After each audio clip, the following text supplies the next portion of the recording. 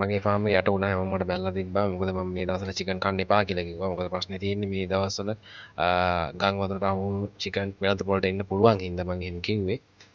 anyway ඊට වැඩිය මම ලොකු දෙයක් මම අද කියන්න ගත්තේ අතරම ලංකාව බෞද්ධ රටක් අපි ඒක දන්නවා ලෝකෙ දිනෙන් දින දියුණු වෙනවා අපි ඒක දකිනවා ප්‍රශ්නේ තියෙන්නේ ඒක නෙමෙයි ලංකාවේ මිනිස්සු හරි සාන්ප්‍රදායිකයි මිනිහෙක්ට වස දෙන්න දෙපාරක් නෙවෙයි 10000 පාරක් හිතනවා අපේ ගොවින් දිනෙන් දින ගොවිතැන අත්හරිනවා උන්ට පේනවා ලංකාව ඇතුලේ ඒක ඇත්තටම භයානක තත්ත්වයක්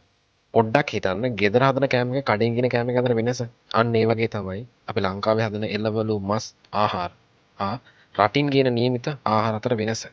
අපේ රටේ ගොඩක් කට්ටිය මස් ආහාරයට ගන්නවා ඔය කීප දෙනෙක් ඇරෙන්න ඔයාලට ඇත්තටම ඕනේ වස කන්නද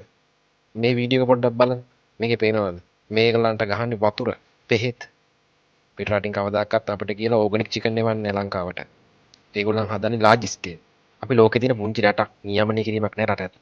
රට තුළ ආහාර හිඟයක් ආවොත් අපි කරන්නේ ආහාර ආනයනය කරන එක ඒක පුරුද්දට තියෙන්නේ අපි දැනට සහ ආනයනය කර මොකද ඒක අපිට ලාභයි වාසි ඒ වගේම පහසුයි චුට්ටක් හිතන්න ගෙදර වගා පොඩි හරි ඉරලුවක් වගා කරමු ඊට අමතරව බිත්තර මස් නිෂ්පාදකයන් සහයෝගය දෙන්න ඕනේ ලංකාව ඇතුළේ වචනකින් හරි උන දිරිමත් කරන්න ඕනේ වැඩනු ෆාම් වාහනයක නෙමෙයි ඇත්තටම මේක කරන්න ඕනේ අපි දවසක අපිටම පසුතැවෙන සිද්ධ වෙනවා මේ තරට වැඩ කරෝති ගෝවිය දිරිමත් කරන්න ඇත්තටම සුනිලෙන්දී මේ සහෝදරයයි මේ ඉන්නවා චතුරංග සහෝදරයයි ඇත්තටම ලොකු වෙහෙසක් දෙනවා ව්‍යවසායකයන් ගා සිටවන්න අපි ඒගොල්ලන්ට සපෝට් එක දෙන්න ඕනේ ඇත්තටම ස්තුතිවන්ත වෙනවා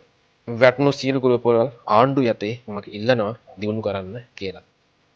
අවසාන වචෙන් කියන්නේ සුනිල් හඳුන්නෙති සහෝදරයා සහ චතුරංග සහෝදරයා අපිට chance එකක් දෙනවා නම් අපි මුළු ලංකාවටම ඕගනික් චිකන් හදන ප්‍රොසෙස් එක පටන් ගන්නවා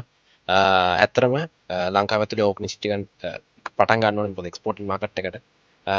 අපිට අතේ සම්පූර්ණ දැනුම තියෙනවා අපි ඔයගොල්ලන්ට සම්පූර්ණ සහාය දෙනවා අපිට සපෝට් එක දෙන්න අපි කරලා පෙන්නන්න කොහොමද කරන්න කියලා ජය වේවා